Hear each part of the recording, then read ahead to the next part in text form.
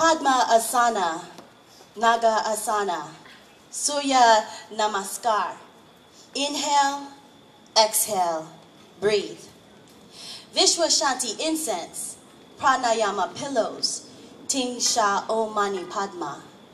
Speaking in tongues I don't comprehend or understand, doing sun salutations and one-legged stands, positions difficult for a thick brown girl from mid-city LA. Yet I'll still make that westbound trek to the 10 to the land of Lululemons, vegan seitan nachos, and little rat dogs named Tinkerbell dressed in juicy couture. Yes, they call me a masochist of the dumbest kind, subjecting myself to an hour and a half of torture, while keeping centered before my Jenga-like temple comes crashing down in a meditative shower of woodblock rain. And no, I'm not complaining about pushing the limitations of my 30-something body playing like she's 5, the game of let's play pretzel, trying to grab hold of my foot the long way around by arching my bridge backwards as if I'm one half of the moon. No, my nemesis standing away from me entering my Zen garden is Brian. You see, wait, Alfie, hold on. Wait, I'm just gonna.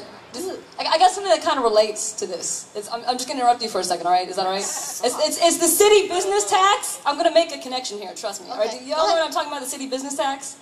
Nobody here has gotten a letter saying you owe city business tax. All right, any of you artists out there with 1099s and that sort of thing? Okay, I brought it with me. Okay, because I was fucking pissed off and I read this shit. Excuse my language. We notice that we curse more than most people up here. All right.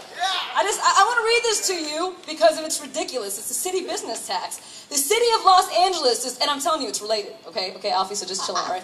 The city of Los Angeles is currently conducting the AB 63 tax discovery program to identify businesses that may be operating in the city without obtaining a business tax registration certificate. We have included you in this mailing because the city received information that indicates you may be engaged in business in Los Angeles, are not currently registered, and we might as well just suck out one more chunk from the 50% of your actual income that is now remaining after our bigger brothers up the food chain fill the state and federal belly. Did we mention that while the three of us combined do a pretty top-notch job of running the black hole, which mousetraps half your monthly paycheck into its bureaucratic vortex, we get our biggest chuckles from the chronic city potholes we left for you along Wilshire, Western, Melrose, and etc., the overcrowded California public schools, which in some cases, i.e. Mission High School, San Francisco, can't afford $5 clocks for the classroom walls, and the absence of universal health care, which will be even funnier when we eliminate Planned Parenthood, emergency contraception, and burn all the condoms in the country so we can tell the young people to do like the movies and jerk off at band camp with a hot apple pie.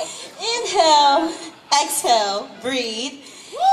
Brian, the self-proclaimed yogi of the Santa Monica Temple, where worshippers of pseudo-yogi, Brian lay in child's position, submissive and eager for Brian to part his lips, outreaching open palms, hoping to stroke every command as if welcoming a new calf born from the sacred holy cow. This is not a mere Sunday morning tryst to sunny yoga sessions by sunny Cali beaches. This, to some, is church.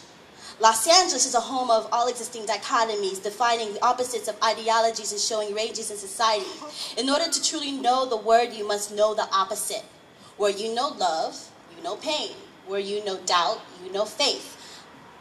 But when you see the beautiful faces of diversified city, you will also see visions of ugliness underneath this entertainment industry. The product? A legion of superficial nip-tuck, airbrush, painted personalities, and no, I'm not talking about their faces. Okay, right. Now, listen, we figure you're basically reimbursed by the Johns Hopkins cancer drugs we've been testing on unsuspecting patients in remote Indian villages. Hold on. Unsuspecting patients in remote Indian villages because if they unfortunately perish, it says in the contracts they couldn't read and so subsequently signed my inked up thumbprint that we cannot be held liable if they subsequently mutate into vegetable stock for tomato soup. Note to audience, this is a true story. Look for the BBC documentary. Yeah, look it up. Now, I am the first to admit that I'm not free from having momentary vainness. Why else would I buy a $16 MAC eyeliner with my lunch money? Or take the time to curl straight and curl my locks in the morning? Or shift funds to not only pay bills, but circulate the dollar around so I could purchase the latest Miss 60 platforms? But when you take it to the realm where the arts should be holistic, and you shift paradigms to turn art into artificial, then you know what?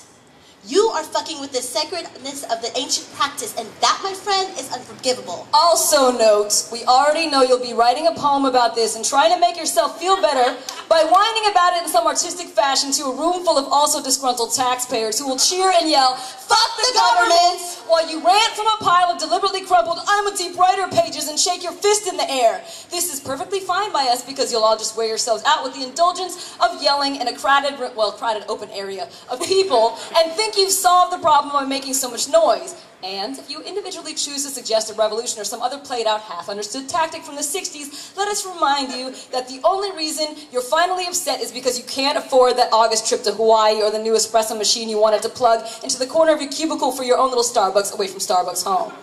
Now, this is the thought that occurred to me in the middle of my supposed respite at an internationally renowned yoga nest, which draws a throng of barefoot, loose pantsuit practitioners every day in progressive style. Alright, I gotta admit, an hour into the class, I was damn near drenched in sweat. So I leaned back to back it on up like I was told, and facing the mirrored wall, I watched the wafting back ends bend and clench till somebody moaned like they were having sex and then some motherfucker farted. Inhale, exhale, breathe. Inhale, exhale, breathe. In my internal world, I was a deer, and I was running through the forest, and meditational green breezes whistled against my animal skin. You do this because he tells you to. He strides. No, actually, he prances in between the cramped aisles of his temple, aisles created by yoga mats perfectly aligned like each chakra in each of our bodily universes. And this is why I go. The endorphins surging, connecting channels to meridians, meridians to breath. Inhale, exhale, breathe. Feeling centered as I become present to the now, being aware to everything, including the sweat collecting in my brow. I breathe in this collective, unified body of awareness. Yes, I'm calming my breath and letting my power animal roar. But this is why I rant, because as we are downward facing dog or connecting the fire to our breath, Brian sees fit to walk around in the between commands to talk about his cannons and his overtly consumer-driven, fast food eating, Fox channel watching, disposable income having droids. Now, I am well versed in dealing with those whose opinions tend to be thrown around like poop-flinging monkey who tends to be territorial and then violated. I tend to tune them out. But just as the most profound sensation of peace enveloped me, and pure golden light lifted up my often stressful thoughts with wonder and joy, I heard, he says, stop why do thinking you about eat so your much? bank account. Why We do run you around feed your every body day making trash? money and counting You're how only much hurting money we got yourself. in a society Blah, where everyone's blah, competing against blah, each other. blah. Blah, Look at blah. you as you Stop become thinking about your bank fatter account. Stop thinking about your cell and phone. fatter. Is he talking to me? Is he talking to me? Yeah, and I thought, Motherfucker, I wasn't! But now the green trees and peaceful breezes and tranquil sounds of water flowing down a natural stream are all green bills and dusty traffic wind and brown contaminated fucking water because you interrupted my thought process with your need to play the role of international yoga guru using your sweaty captive audience to launch your paternal soapbox tirades about how everyone else on this planet is a dumbass, weak-minded sheep except for you. Because as I fling my head around, everybody but me is in deep concentration, balancing on one foot while outstretching arms like Superman in a flight around the world. All I can see are size 2s and 5s and 4s and 8s, and I stand in the thickest woman out there. Thank you, Brian.